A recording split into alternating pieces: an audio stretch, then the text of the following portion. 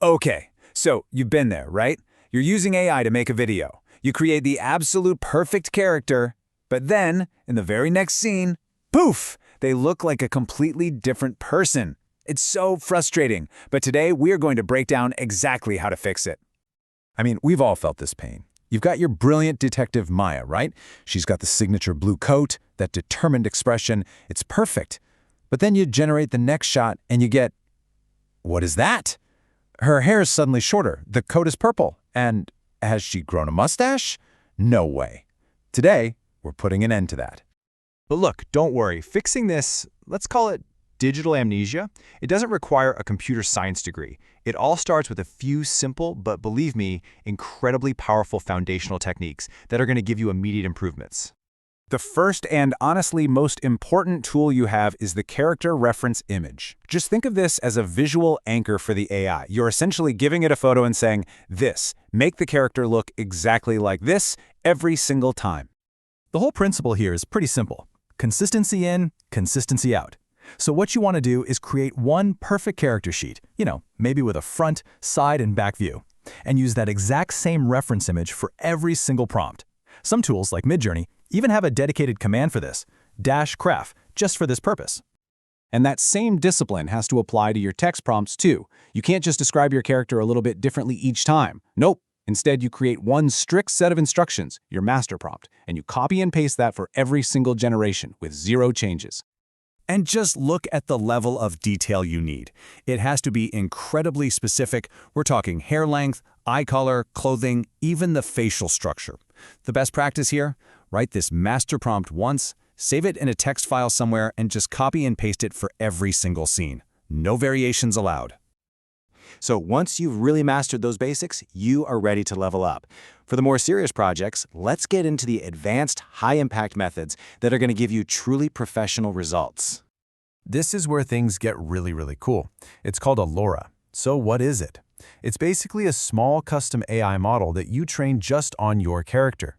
You feed the AI about 15 to 30 different images of them, and it actually learns their unique features. It's not just copying a picture anymore. It actually starts to understand who your character is. Now you've got a few great options here, depending on your needs. A site like Civitai offers free training, which is just amazing for getting started. But for more professional, automated workflows, you've got services like Replicate that give you API access. And then tools like Scenario.gg are totally tailored for game developers. Now this next one, this is a game changer. It's a brilliant workflow hack called the anchor shot method, and it's all about creating those seamless transitions and maintaining your character's form and their position between all the cuts. So the crucial point is that you're creating a visual chain. You start with your perfect image to generate the first clip. Then you take the very last frame of that clip and you use it as the starting image for the next one. This gives the AI a direct, immediate reference for where the character was and what they looked like just a moment ago. It's genius. Okay, now for some real insider knowledge. Sometimes the best way to solve a technical problem is with an artistic one. Let's talk about some clever tricks that filmmakers have been using for decades to guide the viewer's eye and mask all those little imperfections. Think of this as a bit of a magic trick for AI video. It's misdirection.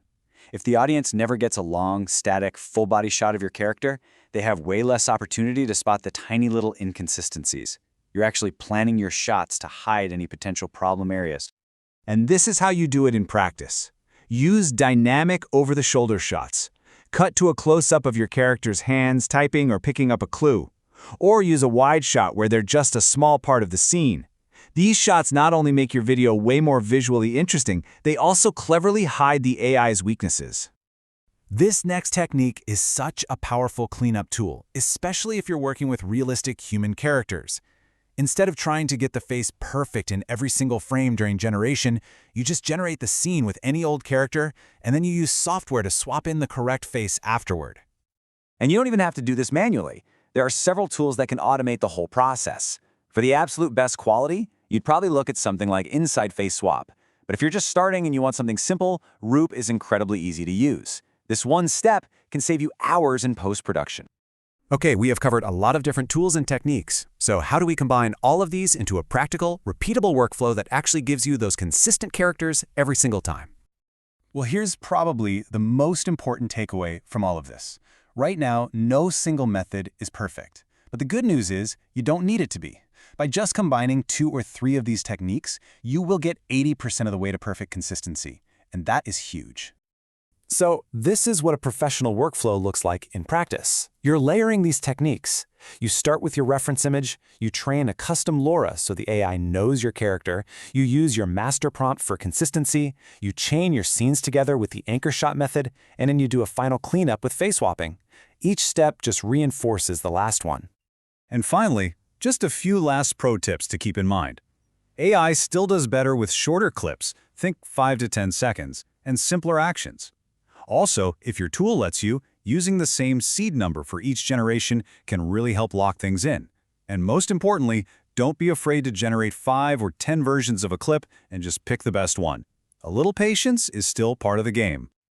So there you have it, a full toolkit of foundational, advanced, and creative techniques to make sure your AI characters stay consistent from the first frame to the very last.